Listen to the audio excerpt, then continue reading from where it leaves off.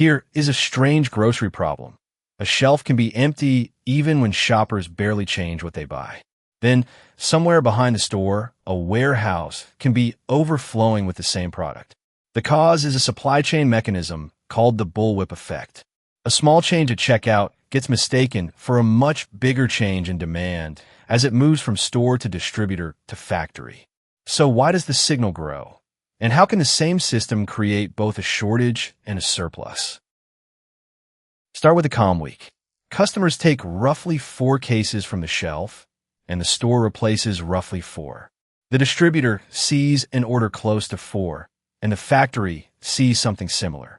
The important detail is that each stage is not watching the customer directly. It is watching the order from the stage below, plus whatever inventory and delay it has to manage.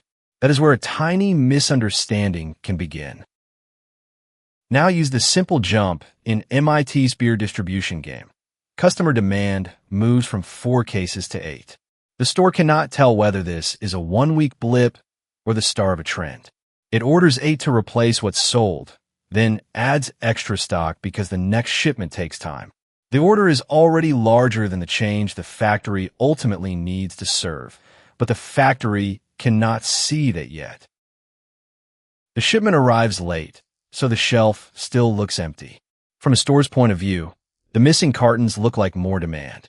The manager raises the next order again. The distributor receives a number that contains today's sales, the backlog, and a safety buffer. It makes the same protective calculation, only with less information and a longer wait. The order is no longer a clean measurement of what shoppers bought. That repetition is the whip. Every handoff adds a guess about the future. A retailer orders to refill its shelf. A distributor orders to refill its pipeline. A factory orders materials to protect its schedule. Each decision can be reasonable on its own, yet the combined order swings become larger upstream. MIT's game shows this even with a simple chain of retailer, wholesaler, distributor, and factory. The signal, not the customers, is what becomes wild. Eventually, the factory reads the amplified order as a boom. It adds shifts, buys inputs, and loads trucks. But these decisions are made after the original rush has passed. While those goods are traveling, the store is already cutting its orders back. The physical supply is now moving in the opposite direction from the latest customer signal. That lag is why a shortage at the shelf can be followed by too much stock elsewhere. This is more than a classroom metaphor. A study of a Chinese supermarket chain used transaction data from 73 stores, 3,251 products, and 1,370 days. It found that supplier shipments were more variable than sales to customers. Researchers and managers saw the paired symptoms: empty shelves in stores and stacks of pallets in the network. The study does not say every shortage is a bullwhip. It shows that this distortion occurs in real retail. The same study found a second move.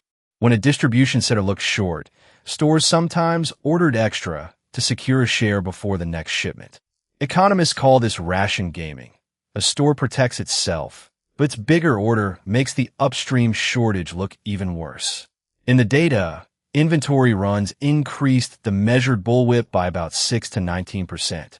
One store's hedge can therefore become another store's shortage. The practical lesson is not simply to manufacture more. Share point of sale demand, the actual scanner sales, instead of passing guesses upstream. Shorten delivery delays, and avoid batching orders when smaller, steadier orders are possible. The original bullwhip research identifies forecast updating, order batching, rationing, and price changes as major sources. Later studies find that information sharing and shorter lead times can reduce the amplification, not erase uncertainty.